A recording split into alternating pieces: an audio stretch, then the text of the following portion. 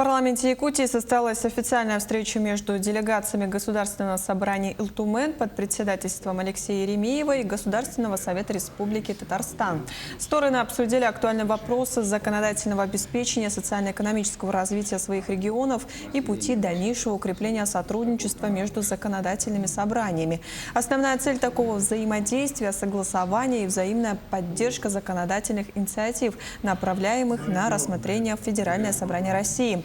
В качестве примера успешного сотрудничества была отмечена выработка единого подхода в правовом регулировании местного самоуправления, что позволило сохранить двухуровневую модель, основываясь на значительном опыте и единой позиции обеих республик.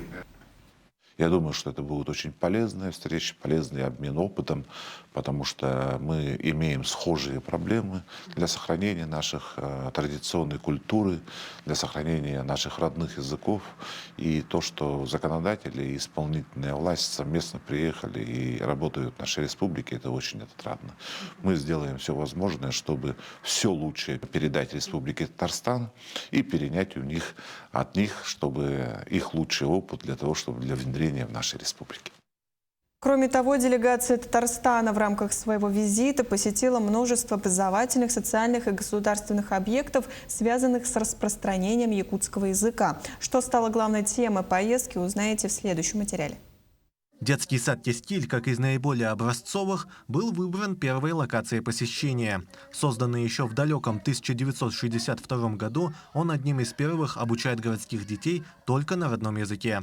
Сейчас детский сад уже как 10 лет работает в новом здании, где все от окружения до учебников и надписей выполнены в национальном стиле и переведены на якутский язык. Сейчас в его стенах обучаются более 400 малышей.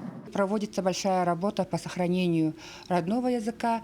Это наши программы образовательные, социальная программа «Якутия. Мой край родной», которая разработана на основе программы «Эркяи-Эргире» и на концепции обучения и воспитания на родном языке по Республике Саха-Якутия. Также наша проектная деятельность по игротеке, национальной игротеке для детей вызвала очень большой интерес. Прекрасный детский садик, который здесь они сделали национальный, где разработаны уникальные собственные программы для обучения детей национальному языку.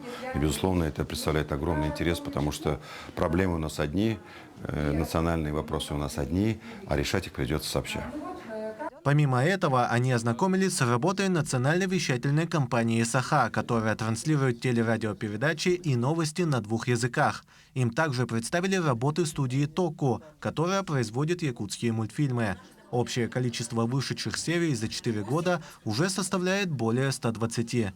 Наш генеральный директор приятно удивлен, и очень многому надо учиться, тем более для детей здесь очень сотни программ здесь создаются. Дальше, продолжая, именно изучая опыт работы, особенно телекомпании ваши, наш генеральный директор еще внесет определенное предложение, чтобы именно у нас такого тоже иметь. Тем более здесь очень высокий рейтинг и очень хорошие показатели, и населением очень востребовано.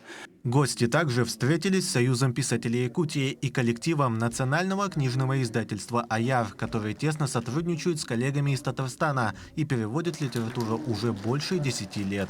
Мы обменивались делегациями в эти годы, и они у нас были на фестивале «Благодать большого снега», и мы к ним тоже ездили на книжные ярмарки, на выставки.